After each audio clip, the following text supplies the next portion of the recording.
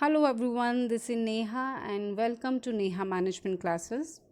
In this video, we will discuss about the operation research, the basic concept of operation research, its applications, its different models, and how we can do the decision making under different conditions like under certainty, under risk, and under uncertainty. So, before we start, we must be aware what is operation research. See operation research में basically हम क्या करते हैं, जितनी भी हमारी real time problems arise होती हैं during operations because of integrated system of man machine and material, we use to solve those problems and we find out the optimum solutions, and for this decision making we use the operation research, different models of operation research. तो operation research में हम real time problems को mathematical tools को use करके एक तरह से model create करते हैं और वहाँ पे उस मॉडल में हमारे पास जो भी अप्रोप्रिएट सॉल्यूशंस होते हैं, अल्टरनेटिव होते हैं, उनको हम एक तरह से गो थ्रू होते हैं उनसे, और उनमें से जो बेस्ट अल्टरनेटिव है उसको हम चूज़ करते हैं and that is the optimum solution for any problem. Okay, so we can say that characteristics of operation research are optimization, simulation and probability.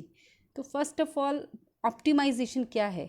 In optimization we use to achieve the best performance under the given circumstances. See, हमारे पास जितनी भी resources available हैं आपके organisation में, हम उनका best use करके best performance achieve करने की कोशिश करते हैं. OR की जो हम कह सकते हैं कि हिस्ट्री कहाँ से ये अराइज हुआ, इसकी एग्जिस्टेंस कहाँ से आई, that came into the second world war. जब आपके पास जो आर्मी के पास वेपन्स थे वो हमारे पास लिमिटेड थे, और हम उन लिमिटेड वेपन्स और लिमिटेड जो हमारे पास फोर्स है उसको यूज़ करके हम चाहते थे कि हम वर्ल्ड वॉर 2 को हम जीत जाएं. तो ये वाला कंसेप्ट हमारा तब यूज़ में आया था, और इसको यूज़ करके उन्होंने बहुत, उनको हम बोलते हैं कि बेस्ट रिजल्ट्स वहाँ पे आए थे. उसके बाद हमने इसको बाकी फील्ड्स में भी यूज़ करना शुरू कर दिया.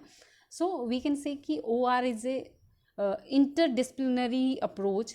Why we call it interdisciplinary approach? Because we used to do जो इसमें आपके ऑप्टिमम सोल्यूशन आप फाइंड आउट करते हो उसमें हम बाकी साइंसेस को भी इन्वॉल्व करते हैं, like physical, biological, sociological, engineering, mathematical और मैनेजमेंट और इकोनॉमिकल, सारी साइंसेस को यूज़ करके हम एक तरह से ऑप्टिमम सोल्यूशन फाइंड आउट करने की कोशिश करते हैं. That's why it's also called interdisciplinary approach. Okay, तो आपने ऑप्टिमाइजेशन का मीनिंग समझ लिया. The next characteristic is simulation. What does simulation means? It means imitation of a situation or process. Means हमारे पास जो रियल टाइम प्रॉब्लम्स हैं हम उनको इमिटेट करते हैं, उनको या उस प्रोसेस को हम इमिटेट करते हैं और उसको कंप्यूटराइज फॉर्म में हम क्रिएट करते हैं थ्रू मॉडल. ठीक है, तो ये आपका सिमुलेशन हो गया इन operation research. Next is probability. तो हम सिमुलेशन में एक और पॉइंट जो मैं ऐड ऑन करना चाहूँगी, that is production of computer model of something. It is हम कंप्यूटर मॉडल क्रिएट कर रहे हैं वहाँ पे किसी भी चीज़ का, किसी भी रियल टाइम प्रॉब्लम का एक तरह से कंप्यूटर मॉडल जब क्रिएट करते हैं, that is simulation. Okay, next is probability. It include using mathematical algorithm and data to uncover the risk. हम यहाँ पे प्रोबेबिलिटी, आपको पता क्या होता है? प्रोबेबिलिटी मीन्स कि उस इवेंट के होने की क्या चांसेस हैं. तो हम यहाँ पे आउटकम्स को फाइंड आउट करने की कोशिश करते हैं कि कितनी प्रोबेबिलिटी है कि हमारा ये आउटकम आएगा. तो probability is also the one of the characteristics of operation research. We use the mathematical algorithm and data to uncover the risk and we make the reliable predictions. Okay, हमारे पास जो possible solution है हम उनको भी test करते हैं. That is also the part of operation research. Okay, what is next? Operation research process, or we can say operation research methodology. तो इसका प्रोसेस क्या है बेसिकली, हम सबसे पहले अपनी प्रॉब्लम को रिकॉग्नाइज करते हैं कि क्या क्या प्रॉब्लम्स हैं, जिस भी प्रॉब्लम का आपने सोल्यूशन फाइंड आउट करना है, चाहे वो आपकी इन्वेंट्री से रिलेटेड है या फिर आपकी फाइनेंशियल या प्रोडक्शन से रिलेटेड है, प्रोडक्शन प्लानिंग करनी है आपने या मार्केटिंग करनी है, चाहे आपकी प्रोक्योरमेंट परचेजिंग से है, इनमें से किसी भी चीज़ से अगर रिलेटेड प्रॉब्लम है तो आप उसको पहले रिकॉग्नाइज करोगे, then you will formulate the problem और उसके अकॉर्डिंग ही हम एक मॉडल डेवलप करते हैं, ठीक है। Then we find out the solution कि क्या क्या हमारे पास फिजिबल सोल्यूशन है। हम वैलिडेशन ऑफ मॉडल, उस मॉडल की वैलिडेशन देखते हैं कि जो मॉडल आपने क्रिएट किया है और जो आपने एक ऑप्टिमम सोल्यूशन फाइंड आउट किया है, क्या वो वैलिडेट है भी, वो फिजिबल है भी या नहीं है, and then we implement that solution into your organisation. This is how we do the operation research. ये हमारा ऑपरेशन रिसर्च का प्रॉब्लम को सॉल्व करने का एक तरीका है। तो हमने अभी तक जो पढ़ा, इससे हमने क्या, हमारे दिमाग में जो एक इमेज क्रिएट हुई है OR के बारे में कि OR है क्या, कहाँ इसका प्रैक्टिकल, इसका इम्प्लीमेंटेशन या प्रैक्टिकल एप्लीकेशंस कहाँ हैं और कैसे की जाती हैं। दैट इज़ कि हम जो हमारी रियल टाइम प्रॉब्लम्स हैं उनको हम मैथमेटिकल मॉडल्स में चेंज कर देते हैं with the use of different tools and techniques. उसके बाद हम एक पर्टिकुलर प्रॉब्लम का ऑप्टिमम सॉल्यूशन फाइंड आउट करते हैं और ये सोल्यूशन हमारा जो फाइंड आउट करने का जो एंड, जो हम बोल सकते हैं कि विजन या हमारा मेन मोटिव क्या होता है कि we want to do it by maximising the profit and lowering the cost. Means हमारा हमेशा एक ही पर्पस रहता है कि या तो हम कॉस्ट को लोअर कर दें, जो भी आपकी जितनी भी कॉस्ट आ रही हैं वहाँ पे, वो चाहे आपके ट्रांसपोर्टेशन कॉस्ट हैं, परचेजिंग कॉस्ट है, हम सारे के सारे खर्चों को कम करना चाहते हैं basically, and we want to maximise a profit. तो ये एक तरह से ये 3 पॉइंट्स हैं जो आपने माइंड में रखने हैं कि by using the available resources we use to find out the optimum solution for any problem and we want to maximise the profit and lower the cost, ठीक है। वी कैन सी कि अब OR का application कहाँ कहाँ पे है। आप रियल टाइम अगर उसमें देखना चाहते हो, रियल टाइम सिनेरियो में, तो आप देखोगे कि एयरलाइंस या ट्रेन या बसेस की हमें शेड्यूलिंग जब भी करनी होती है तो हम OR को यूज़ करते हैं। एयरलाइन के लिए हमारा जो ट्रैक है जिस पे एरोप्लेन चलता है, उस पाथवे का खाली होना भी बहुत ज़रूरी है। इसी तरह जब ट्रेन अपने एक पर्टिकुलर ट्रैक से जाती है, अगर दूसरी ट्रेन वहाँ से आने वाली है और उनकी शेड्यूलिंग हमने प्रॉपर्ली नहीं की है तो क्या होगा, वो सारा का सारा जो ट्रेन्स हैं वो आपस में टकरा जाएंगी और सारा का सारा टाइम वो हमारा बिजी रहेगा। तो हम हर ट्रेन के लिए एक अलग से ट्रैक तो नहीं बना सकते ना। तो हम इस तरह से शेड्यूलिंग करते हैं कि ट्रेन्स आपस में कभी भी उनको कोलैप्स ना करें और उनकी टाइमिंग इस तरह से होनी चाहिए कि हम पास देने के बाद दूसरी ट्रेन उसी सेम ट्रैक से जा सके, ठीक है। तो हमने जब भी शेड्यूलिंग करनी होती है, चाहे वो एयरलाइंस की है या ट्रेन्स की है या बसेस की है, तो हम OR का यूज़ करते हैं। ऐसे ही आपने असाइन करना है crew to flights, train, buses, या एम्प्लॉयज़ को कोई प्रोजेक्ट देना है, that is also feasible with the use of OR। हमने अपनी फैसिलिटी, लोकेशन, ट्रांसपोर्टेशन प्रॉब्लम्स हैं, या फिर आपकी हेल्थ सर्विस में सप्लाई चेन मैनेजमेंट करनी है आपको, गेम थ्योरी जो कि मैंने अपने नेक्स्ट वीडियोज़ में भी काफ़ी अच्छे से एक्सप्लेन की है। Next is inventory management, how we can manage the inventory. यहाँ पे आप OR के डिफरेंट मॉडल्स यूज़ करके किस तरह से आप इन्वेंट्री को मैनेज करते हो। इसी तरह कंप्यूटर नेटवर्क में आपका इसका एप्लीकेशन है, टेलीकॉम एंड डाटा कम्युनिकेशन में इसका एप्लीकेशन है, हाइड्रोलिक्स एंड पाइपिंग इंजीनियरिंग में इसका एप्लीकेशन है।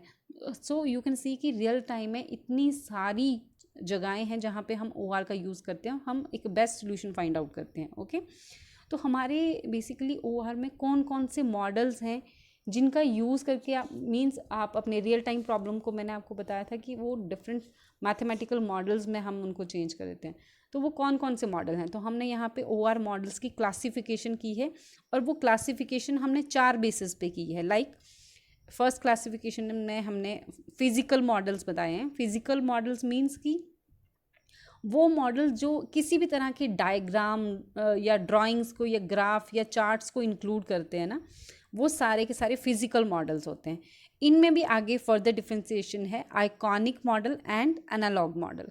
सी आइकॉनिक मॉडल जो हैं वो दैट इज़ एन आइकन और या फिर आप बोल सकते हो कि ये एक इमेज है, एक ऑब्जेक्ट की तरह ही एक चीज़ है जिसको हम आइकॉनिक मॉडल बोल रहे हैं।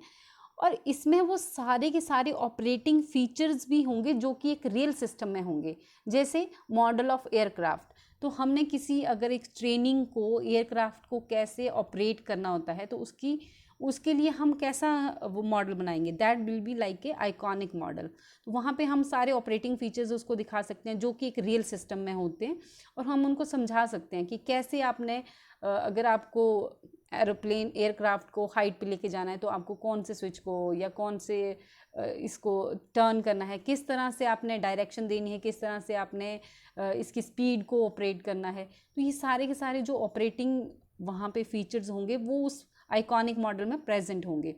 तो हम एक्चुअल में तो वो डिज़ाइन इतना ज़्यादा पैसा होता है जब भी हमें एक एयरक्राफ्ट को अगर सपोज करो रियल टाइम एयरक्राफ्ट को अगर हम वहाँ पे उसके सामने ला के रख देंगे तो उस पर तो वो ऑपरेट करेगा तो वो नहीं कर पाएगा। तो हम उसके लिए आइकॉनिक मॉडल पे पहले उसको ट्रेनिंग देते हैं कि किस तरह से आपने ये काम करना है। इसी तरह से आपका एनालॉग मॉडल्स आ जाते हैं।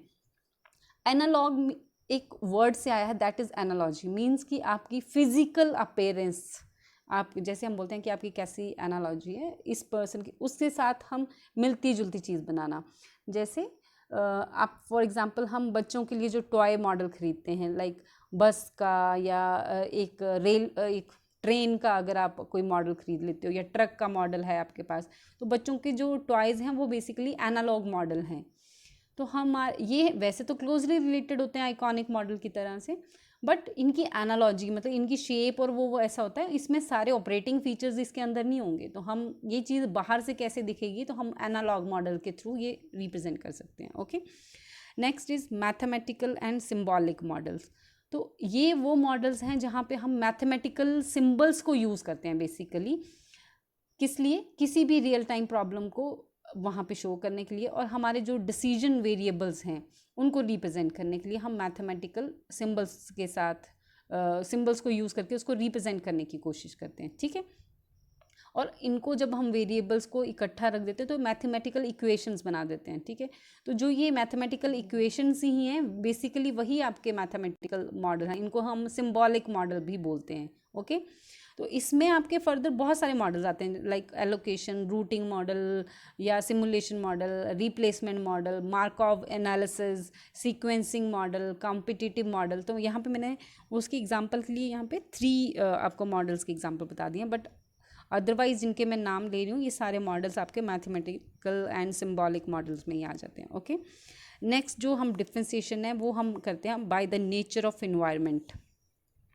इसमें हम कंसिडर करते हैं डिटर्मिनिस्टिक मॉडल एंड प्रॉब्लमिस्टिक मॉडल। तो डिटर्मिनिस्टिक मॉडल में हम बात कर रहे हैं कि जब आपको सर्टेनिटी पता है किसी, हमें मतलब डेफिनिट रिजल्ट क्या आने वाले हैं, उन मॉडल्स का हम बोलते हैं डिटर्मिनिस्टिक मॉडल, जिनका आउटकम आपको पता है। लाइक हमें इकोनॉमिक ऑर्डर क्वांटिटी वाला जो मॉडल है उसको यूज़ करके हमें पता है कि हमें कितना इकोनॉमिकल लॉट साइज़ होना चाहिए, we can find out the economical lot size. हम एग्जैक्ट वैल्यू बता सकते हैं कि इतनी हमें क्वांटिटी को ऑर्डर करना चाहिए। तो ऐसे जो मॉडल होते हैं हम उनको डिटर्मिनिस्टिक मॉडल बोलते हैं। नेक्स्ट इज प्रोबेबिलिस्टिक मॉडल, जिसमें हमें in case of risk and uncertainty, जब आपको आउटकम भी नहीं पता है, प्रोबेबिलिटी थोड़ा बहुत प्रोबेबिलिटी के बारे में पता है, तो आप क्या करते हो कि इनपुट और आउटपुट वेरिएबल्स की हम लेकर हम प्रोबेबिलिटी डिस्ट्रीब्यूशन बताते हैं बेसिकली। ठीक है, तो ऐसे मॉडल्स को हम प्रोबेबिलिस्टिक मॉडल बोल सकते हैं। सॉरी फॉर द फंबल, में इसमें प्रोनाउंसिएशन में थोड़ी गड़बड़ होगी। By the extend of general, हम बोलते हैं कि इसकी जनरलिटी पे बेसिस पे हम किस तरह के मॉडल हो सकते हैं। जनरल मॉडल है आपका, स्पेसिफिक मॉडल है। जनरल मॉडल मतलब कि जो कि हम जैसे लीनियर इक्वेशन है या लीनियर प्रोग्रामिंग इक्वेशन बोलते हैं हम हर किसी मॉडल में हर किसी के लिए हम इसको यूज़ कर लेते हैं। लाइक प्रोडक्शन की शेड्यूलिंग करनी है, मार्केटिंग है, ट्रांसपोर्टेशन है या असाइनमेंट प्रॉब्लम है, इन सब में हम इसको लीनियर प्रोग्रामिंग इक्वेशन को हम यूज़ कर सकते हैं। तो जब वो सबके लिए यूज़ हो सकती है दैट इज़ जनरल मॉडल। और स्पेसिफिक मॉडल में आपके आ जाएंगे वो मॉडल्स जो कि हमने पर्टिकुलरली किसी पर्टिकुलर चीज़ के लिए बनाए हैं। जैसे आप सपोज यू कैन से कि सेल्स रिस्पॉन्स कर्व बनाते हैं, तो हमारा वो जो कर्व है that shows the particular response, मतलब सेल्स का रिस्पॉन्स दिखाता है वो तो हमने स्पेसिफिकली उसको सेल्स को की फ्लक्चुएशन दिखाने के लिए हम उसको यूज़ करते हैं। तो ऐसा मॉडल जो किसी एक पर्टिकुलर चीज़ को दिखाता हो, that is specific model. Okay, next is decision making. We can say कि डिसीजन मेकिंग हर बार सेम नहीं हो सकती, अकॉर्डिंग टू कंडीशन और इन्वायरमेंट दैट इज़ डिफरेंट, है ना। आपकी इन्वायरमेंट के अकॉर्डिंग डिसीजन डिफरेंट होते हैं। अभी क्या सिचुएशन है उसके अकॉर्डिंग आपका डिसीजन अलग होगा। अगर आपको उसके आउटकम पता है तो डिसीजन अलग हो। तो हम 3 कंडीशंस लेते हैं। Like first condition is decision making under certainty. Certainty means जब आपको आउटकम के बारे में पता है कि क्या अगर आप इस ऑल्टरनेटिव को चूज़ करते हो तो आपका आउटकम क्या आएगा। जब ऐसी कंडीशन होती है तो हम बोलते हैं decision making under certainty. The outcome of a decision alternative is known. तो हमें वहाँ पे आउटकम पता है। ओके, जैसे मैं आपको एग्जांपल बता देती हूँ। अगर आप किसी बैंक में कुछ 10,000 रुपये सपोज करो कि आप वहाँ पे डिपॉजिट करवा रहे हो और बैंक आपको 6% इंटरेस्ट पे पैसा देने वाला है। 6% इंटरेस्ट पे आप डिपॉजिट करो तो 1 साल बाद आपको पता है कि मुझे कितना पैसा मिलेगा, ये सर्टेन है ना। ऐसे ही आपने अगर आपके पास दूसरा ऑल्टरनेटिव जो अवेलेबल है दैट इज़ कि आप FD करवा दो। FD पे आपको 10,000 पे 7% के इंटरेस्ट के अकॉर्डिंग आपको पैसा मिलेगा। तो दोनों केस में आपको पता है कि एक में 6% के हिसाब से आपको पैसा मिलने वाला है और FD में आपको 7% से। तो आपको ज़्यादा जो प्रॉफिटेबल लगेगा, लाइक FD यहाँ पे आपको प्रॉफिटेबल लग रही है और आपने 1 ही साल के लिए पैसा डिपॉजिट करवाना है और आपको 1 साल से पहले उसकी ज़रूरत भी नहीं पड़ेगी, तो आप FD करवा दोगे। That's very simple. तो आपको जब आउटकम्स पता है तो आप सिंपली उनको कंपेयर करके बेस्ट वाली ऑप्शन को चूज़ कर लेते हो। तो ऐसे केसेस में डिसीजन मेकिंग अंडर सर्टेनिटी कहलाती है। Okay, next is decision making under risk. Means जब आपको आउटकम जो डिसीजन ऑल्टरनेटिव्स है, मतलब आपके पास जो अलग अलग ऑप्शंस अवेलेबल हैं वो उनका आउटकम नहीं पता है but it's probability is known. But आपको उसकी प्रोबेबिलिटी पता है, चांसेस पता है कि इतने चांसेस हैं कि इस केस में ये हो सकता है, दूसरे में भी आपको चांसेस पता है। तो इसको हम बोलते हैं decision making under risk. Uncertainty मतलब जब आपको कुछ भी नहीं पता है, आपको आउटकम भी नहीं पता है उन डिसीजन ऑल्टरनेटिव्स का और आपको इवन उसकी प्रोबेबिलिटी भी नहीं पता है, तो ये वाली कंडीशन जो है that is decision making under uncertainty. और इन सब केसेस में अब हम डिफरेंट फार्मूलाज यूज़ करते हैं या डिफरेंट मैथड्स यूज़ करते हैं to find out the optimum solution कि हमें कौन सा ऑल्टरनेटिव चूज़ करना चाहिए, मतलब इनमें से हमारा जो बेस्ट ऑल्टरनेटिव है वो कौन सा होगा। तो हम डिसीजन मेकिंग अंडर सर्टेनिटी तो मैंने आपको बता ही दिया। उसमें तो हम सिंपली उनके आउटकम्स को कंपेयर करते हैं। जब आपको आउटकम पता है, जिनको हम पे ऑफ भी बोलते हैं। आउटकम मीन्स कि पे ऑफ क्या रिजल्ट आने वाला प्रॉफिट की फॉर्म में, ठीक है। तो वो पे ऑफ जिनका हाई होता है वो आप चूज़ कर लेते हो। बट अब डिसीजन मेकिंग अंडर रिस्क किस किस फॉर्मूला से आप फाइंड आउट कर सकते हो, दैट इज़ एक है आपका EMB, जहाँ पे हम बोल रहे हैं कि हमारी एक्सपेक्टेड मॉनेटरी वैल्यू जिसको हम बोलते हैं, ठीक है, EMB से यूज़ करते हैं। और एक इसके बाद हमारा जो दूसरा मेथड है that is EOL, expected opportunity loss, ठीक है। तो मैं ये दोनों को आपको थोड़ा थोड़ा बता दूँ करना क्या होता है। आप सबसे पहले एक मैट्रिक्स बनाते हो। इसमें लास्ट वाला जो कॉलम है जहाँ पे हमने EMV लिखा है उसको नहीं देखो, आप यहाँ पे देखिए जो हमारे ये कॉलम्स हैं हम इनको बनाते हैं। तो एक तरफ तो आप इवेंट्स को लिखते हो, ओके, और दूसरी तरफ यहाँ पे आपने नीचे लिखे हैं एक्ट्स, ओके। तो एक्ट्स में क्या होता है, बेसिकली एक्ट्स में हमारे पास ऑल्टरनेटिव्स होते हैं, मतलब या तो हम A1 को चूज़ करें या A2 को चूज़ करें या A3 को चूज़ करें। और जो ये E1, E2 और E3 हैं ये हमारी बेसिकली सिचुएशंस हैं कि इन सिचुएशंस के अंडर, इन 3 सिचुएशंस के अंडर अगर आप इन 3 ऑल्टरनेटिव में से कौन से उसको चूज़ करो तो आपका बेस्ट रिजल्ट आएगा। तो हम इवेंट्स इस तरह से और ऑल्टरनेटिव इस तरह से कॉलम और रो में लिखते हैं रिस्पेक्टिव, और हम यहाँ पे फाइंड आउट करते हैं वैल्यूज़। तो यहाँ पे देखिए सबसे पहले जो हमने EMB की बात की है जिसमें हम एक्सपेक्टेड मॉनेटरी वैल्यू की बात करें, यहाँ पे आपको प्रोबेबिलिटी दी गई होती है कि इवेंट E1 होने की प्रोबेबिलिटी 0.3 है, यहाँ पे E2 की होने की 0.4 है और E3 होने की 0.2 है, ठीक है। तो हमने करना क्या है, सबसे पहले आपको क्या करना होता है, ऑल्टरनेटिव की जो वैल्यूज़ दी गई हैं 4, 6, 8, 5, 8, 7, 6, 9, 4, हमने यहाँ पर रिस्पेक्टिव जो हमारी यहाँ पे प्रोबेबिलिटी है उसके साथ हमने, जैसे ऑल्टरनेटिव A1 की जो 3 वैल्यूज़ हैं 4, 5, 6, हमने इनको रिस्पेक्टिव इनकी प्रोबेबिलिटी से मल्टीप्लाई कर देना और फिर प्लस करके हमने इसका जो रिज़ल्ट आएगा उसको हमने EMV में अंडर लिख देना है। ठीक है, तो यहाँ पे देखिए कैसे फाइंड आउट किया है। A1 को हमने 4 × 0.3 प्लस 5 × 0.4 प्लस 6 × 0.2 करके हमने फाइंड आउट की वैल्यू, तो दैट इज़ 4.4। मीन्स हमने इसको यहाँ पे 4 को इसके साथ, 5 को इसके साथ और 6 को इसके साथ मल्टीप्लाई किया और ये हमारा रिजल्ट आ गया। सेम वे से आपने A2 की वैल्यू फाइंड करनी है कि 6 को आपने 0.3 के साथ, 8 को 0.4 के साथ, 9 को 0.2 के साथ मल्टीप्लाई करना है और इस तरह से उनको प्लस करके वैल्यूज़ आ जाएंगी और इसी तरह से A3 की वैल्यू भी आपकी आ जाएगी। ओके, अब इनमें से जो आपका EMV आया 4.4, 6.8 एंड 6, ये हमारे एक्सपेक्टेड मॉनेटरी वैल्यूज़ हैं, मतलब ये वो पे ऑफ हैं जो हम एक्सपेक्ट कर सकते हैं इन ऑल्टरनेटिव में से। तो हम ऑब्वियसली जिसमें हमें सबसे ज़्यादा मॉनेटरी वैल्यू मिल रही है, मतलब हमें पे ऑफ सबसे ज़्यादा है, हम उसी ऑल्टरनेटिव को चूज़ करेंगे। तो यहाँ पे हम ये 6 पॉइंट जो आपका 8 है, हम इसको चूज़ करेंगे क्योंकि ये हमारी मैक्सिमम वैल्यू थी। तो इसी तरह से हम EMV में वैल्यूज़ फाइंड आउट करते हैं। और नेक्स्ट जो है उसमें आपको मैं बताऊंगी कि मैक्सिमिन या मिनी मैक्स से हम कैसे वैल्यूज़ फाइंड आउट करते हैं। तो ये हमारा तरीका हो गया EMV फाइंड आउट करने का। इसी तरह से आप जो EOL है उसको कैसे फाइंड आउट करते हैं, उसमें आपको अपॉर्चुनिटी लॉस काउंट करना पड़ता है और वो इस मैट्रिक्स में आपको लिखना पड़ता है, एक टेबल दोबारा से बनाना पड़ता है यहाँ पे, और जिसमें अपॉर्चुनिटी लॉस मींस कि आपका लॉस सबसे मिनिमम होगा, आप उसको चूज़ करते हो। वो मैं आपको नेक्स्ट मेथड में जब अनसर्टेनिटी वाला मेथड है उसमें समझाऊंगी तो आपको समझ आ जाएगा। तो वो आप कैसे फाइंड आउट करते हो, you can come to know in next slide. Okay, इस तरह से हमने EMV फाइंड आउट कर लिया, दैट इज़ 6.8। इट मीन्स कि हमारा जो ऑल्टरनेटिव A2 है दैट इज़ बेस्ट ऑल्टरनेटिव, हमें इस ऑल्टरनेटिव को चूज़ करना चाहिए, इस ऑल्टरनेटिव सोल्यूशन को चूज़ कर लेना चाहिए, ये हमारी प्रॉब्लम का ऑप्टिमम सोल्यूशन है। ओके, नेक्स्ट है decision making under uncertainty. Means जब आपको आउटकम भी नहीं पता है और प्रोबेबिलिटी भी नहीं पता है एग्जैक्टली कि कितनी होगी, तो हम कौन कौन से मेथड यूज़ करते हैं। दिस इज़ मैक्सीमैक्स क्राइटेरिया, जिसको हम ऑप्टिमिस्टिक अप्रोच भी बोलते हैं।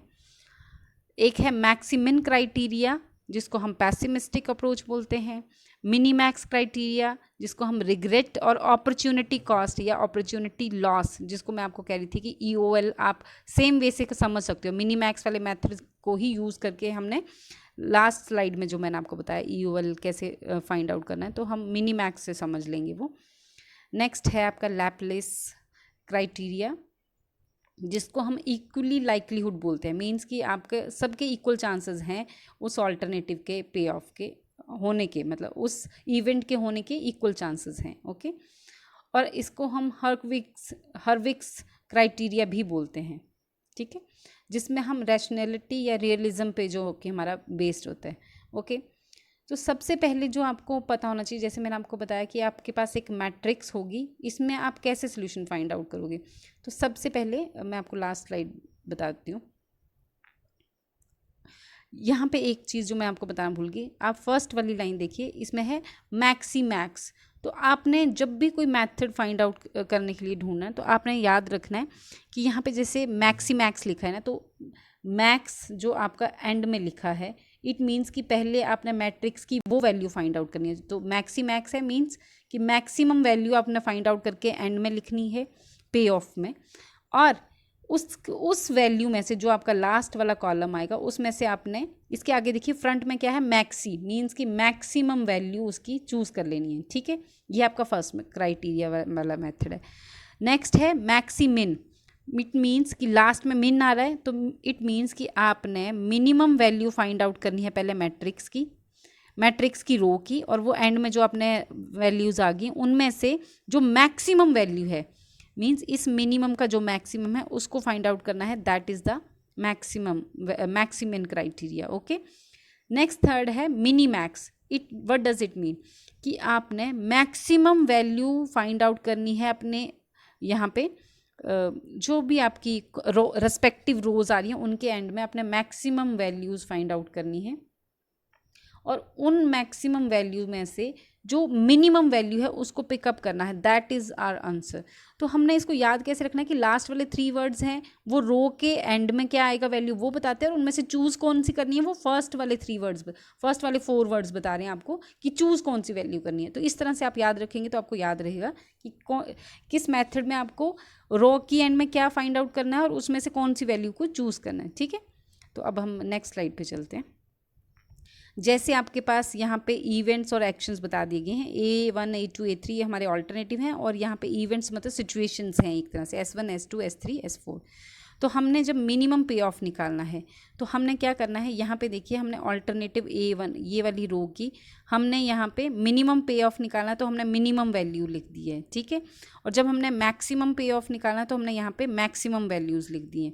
अब आपके फॉर्मूला के अकॉर्डिंग देखो, आप अगर मैक्स निकालना चाहते हो तो इसमें मैक्स वाला पे ऑफ वाला ये वाला है आपका, मीन्स कि आपने मैक्सिमम वाले में से मैक्स की बात कर रही हूँ मैं, मैक्स की बात कर रही हूँ, इसमें अपने मैक्सिमम वैल्यू में से जो मैक्सिमम वैल्यू है दैट इज़ 52 वो फाइंड आउट कर लेनी। अगर हम बात कर रहे थे कि मैक्सिमिन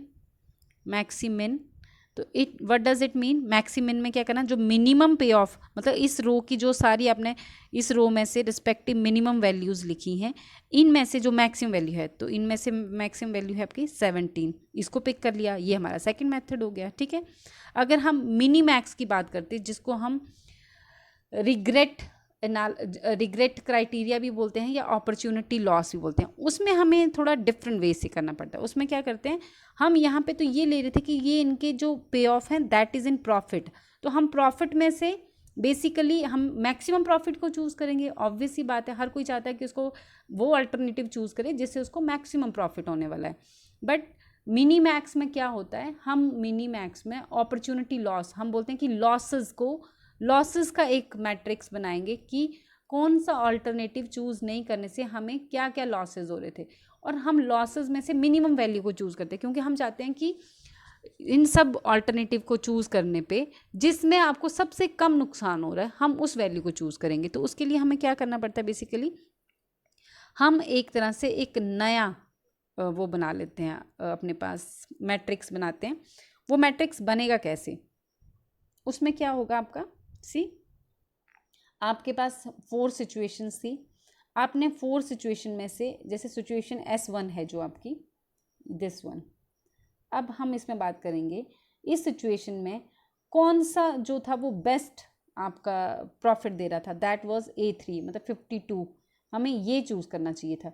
बट हमने ये चूज़ नहीं किया तो हमें क्या क्या लॉसेज हो सकते हैं, तो हम क्या करेंगे, इस 52 में से 27 को भी माइनस करेंगे और 45 को भी माइनस करेंगे और 52 को भी माइनस करेंगे और इनकी वैल्यूज़ लिख देंगे। तो 52 में से 27 माइनस किए तो 27 ही आए, 45 को माइनस किया तो 7 आया और 52 को माइनस किया तो 0 आया। इसी तरह से फिर आप नेक्स्ट वाला कॉलम उठाओगे सिचुएशन S2, इसमें क्या होगा, इसमें सिचुएशन S2 में सेम वे से आप देखोगे कि बेस्ट पे ऑफ कौन सा दे रहा था, दैट वाज 36, मीन्स आपको 36 उठाना चाहिए था। बट अगर आपने 36 को नहीं उठाया तो आपको क्या क्या लॉसेज हो सकते थे, तो आपने फिर से क्या करना है, 36 माइनस 12 और 36 माइनस 17 इनकी वैल्यूज़ जो आएंगी वो एक अगली वाले कॉलम में। सेम वे से आपने S4 तक, ये एक तरह से इसको हम बोलते हैं रिग्रेट टेबल या अपॉर्चुनिटी लॉस टेबल, मीन्स आपने बेस्ट ऑल्टरनेटिव नहीं उठाने पे जो आपको लॉसेज आ रहे थे वो लॉसेज ये रिप्रेजेंट कर रहा है। ओके, अब यहाँ पे आपके पास सबके लॉसेस आ गए तो आपने क्या करना है, यहाँ पे हमने मिनी मैक्स है ना, तो मीन्स कि लास्ट वाले 3 वर्ड्स क्या बोले हैं कि मैक्सिमम वैल्यू लिख देनी है। तो हमने इस रो की मैक्सिमम वैल्यू लिखी जब, दैट वाज 27, इस रो की मैक्सिमम वैल्यू क्या थी 19, वो यहाँ लिख दी, और इस रो की मैक्सिमम वैल्यू थी 11, ये लिख दी। अब हमारे पास जो लास्ट वाला कॉलम है इसमें हमें लॉसेस दिखा रहा है कि या तो आपको 27 या 19 या 11 लॉसेस होंगे। तो हम क्या करेंगे, लॉसेस में से हमें मिनिमम वैल्यू चूज़ करनी होती है। इसके फर्स्ट 4 वर्ड्स मीन्स मिनिमम, क्योंकि हम लॉसेस तो यही चाहते हैं कि कम से कम हो, तो हमारे मिनिमम लॉसेस हैं 11 पे। तो हमारा मिनी मैक्स में जो वैल्यू होगा या बेस्ट ऑल्टरनेटिव होगा दैट विल बी 11। तो हमें A3 ऑल्टरनेटिव को चूज़ करना चाहिए। ओके, तो ये हमारा आंसर आ गया यहाँ पे, alternative A3 should be chosen. ऐसे ही हर्विक्स क्राइटेरिया में क्या है, इसको हम weighted average of maximum and minimum payoff बोलते हैं। तो हमने मैक्सिमम पे ऑफ और मिनिमम पे ऑफ निकाल लेना है और उनमें उनको मल्टीप्लाई करना है हमने ए या 1 - ए या अल्फ़ा भी बोल सकते हो एज रिस्पेक्टिव वेट्स इन कंप्यूट। तो हम बोलते हैं कि इनको वेटेज दी है कि अल्फ़ा अगर हमारी मिनिमम पे ऑफ की वेटेज है तो मैक्सिमम पे ऑफ की वेटेज क्या हो जाएगी 1 - अल्फ़ा। तो हम उसको उसके साथ रिस्पेक्टिव वेटेज के साथ हम मल्टीप्लाई कर देंगे और वो हमारा आंसर आ जाएगा। तो यहाँ पे देखिए आपने किसी भी जो हमारे पास पीछे मैट्रिक्स था उसका मिनिमम और मैक्सिमम पे ऑफ निकाल लिया। जैसे मैंने आपको बताया था कि रो की मैक्सिमम वैल्यू निकाल दी, वो मैक्सिमम पे ऑफ हो गया। रो की मिनिमम वैल्यू लिख दी तो मिनिमम पे ऑफ हो गया। और इनको हमने यहाँ पे वेटेज दी गई है। वो कहता है कि मैक्सिमम पे ऑफ की वेटेज यहाँ पे 70% दे रहा था, 70% या फिर हम बोल सकते हो कि 0.7 है ना। तो हमने यहाँ पे 27 को इससे मल्टीप्लाई कर दिया, सॉरी इसको हमने 27 को हमने 0.7 से मल्टीप्लाई कर दिया और 1 - अल्फ़ा कितना बचा, तो दैट वाज 0.3। तो और हमने 12 को जो मिनिमम पे ऑफ है उसको 12 से मल्टीप्लाई कर दिया। ऐसे सेम वे से हमने 0.7 0.3 से सबको मल्टीप्लाई कर दिया मिनिमम मैक्सिमम पे ऑफ को, और यहाँ पे हमारी वैल्यू आ जाएगी ये। तो यहाँ पे जो मैक्सिमम वैल्यू होगी हर्विक्स उसमें, तो हम उसको वेटेज के अकॉर्डिंग हम उसको चूज़ कर लेंगे कि वो हमारा बेस्ट ऑल्टरनेटिव है। जैसे 40.9 है तो वो हमारा बेस्ट ऑल्टरनेटिव रहेगा, ठीक है। सेम वे से लैपलेस क्राइटेरियन है। यहाँ पे हम बोलते हैं कि सबके होने की जो लाइक्लीहुड है वो इक्वल है। अगर मतलब आपके पास 3 सिचुएशंस दी गई हैं तो आपने उसको टोटल 3 से डिवाइड कर देना हर सिचुएशन को, मतलब कि सबके होने की प्रोबेबिलिटी 33% होगी, ठीक है, या 1/3 होगी। इसी तरह से हम अगर 4 सिचुएशन होती तो हम 1/4 कर देते। तो हमने किया क्या, यहाँ पे हर ऑल्टरनेटिव को हमने उस पर्टिकुलर जो हमारा हम बोल रहे हैं कि ऑल्टरनेटिव की जो उसकी प्रोबेबिलिटी है उससे डिवाइड कर देना, और जो हमारी इसमें मैक्सिमम वैल्यू आएगी वो हमारा, जैसे यहाँ पे A3 वो 233 आंसर आया जिसमें, वो हमारा मैक्सिमम पे ऑफ हो जाएगा। तो हम मैक्सिमम पे ऑफ ही तो चाहते हैं कि हमें मैक्सिमम प्रॉफिट हो। तो यहाँ पे A3 जो था वो हमारा, A3 की वैल्यू यहाँ पे देखिए दैट इज़ मैक्सिमम। तो इट मीन्स कि हमें A3 को चूज़ करना चाहिए। तो this is how we find out the solution for under uncertainty, जब आपको आउटकम भी नहीं पता है और आपको प्रोबेबिलिटी भी नहीं पता है। ओके, नेक्स्ट जो टॉपिक है दैट इज़ डिसीजन ट्री। हम जब इन्हीं जो हमने पीछे सारी सिचुएशंस पढ़ी ना कि सिचुएशन 1 सिचुएशन 2 के अंडर अगर हमने ये ऑल्टरनेटिव चूज़ करना है तो हमें क्या आउटकम आएगा, उसको हम जब एक डिसीजन ट्री के थ्रू शो करते हैं तो वो हमारा एक तरह से डिसीजन ट्री बन जाता है। तो हमने यहाँ पे देखिए कैसे बताया गया, एक एग्जांपल दी है कि हम अगर एक पर्सन, अगर रेन होने की कितनी प्रोबेबिलिटी है, अगर रेन हुई तो उसको कितने चांसेस है कि उसको कैरी करना चाहिए, साथ में अम्ब्रेला कैरी करना चाहिए या नहीं करना चाहिए, ठीक है। तो यहाँ पे वो बता रहा है कि उसको अगर वो अम्ब्रेला लेकर जाता है तो रेन होने की क्या प्रोबेबिलिटी है और नहीं होने की। तो इस प्रॉब्लम को उसने कैसे शो किया, एक ट्री के थ्रू कर दिया है। यहाँ पे सिचुएशंस और जो हमारे ऑल्टरनेटिव्स होते हैं ना उनको हम इस तरह से ब्रांचेस की तरह हम बताते हैं, यूज़ करते हैं। और ये सर्कल और जो हमारा रेक्टेंगुलर शेप है ये यूज़ करके हम इनको हम बोल सकते हैं कि रिस्पेक्टिवली ये हमारे इवेंट्स और ऑल्टरनेटिव्स को शो करता है कि ये ऑल्टरनेटिव हमारे पास पड़े हैं, सर्कल जो ऑल्टरनेटिव और वो आपके इवेंट्स को शो करता है। तो इस तरह से हम प्रॉब्लम को एक ट्री की फॉर्म में रिप्रेजेंट करते हैं, तो हम उसको डिसीजन ट्री बोलते हैं, ठीक है। That's all for the operation research. मैं इसको अगर आप चाहते हो कि मैं हर मैथड को और डीपली या अच्छे से एग्जांपल के साथ समझाऊं तो you can tell me in comment, and that's all for the day. If you like the video please like, subscribe and share with your friends. Thanks a lot.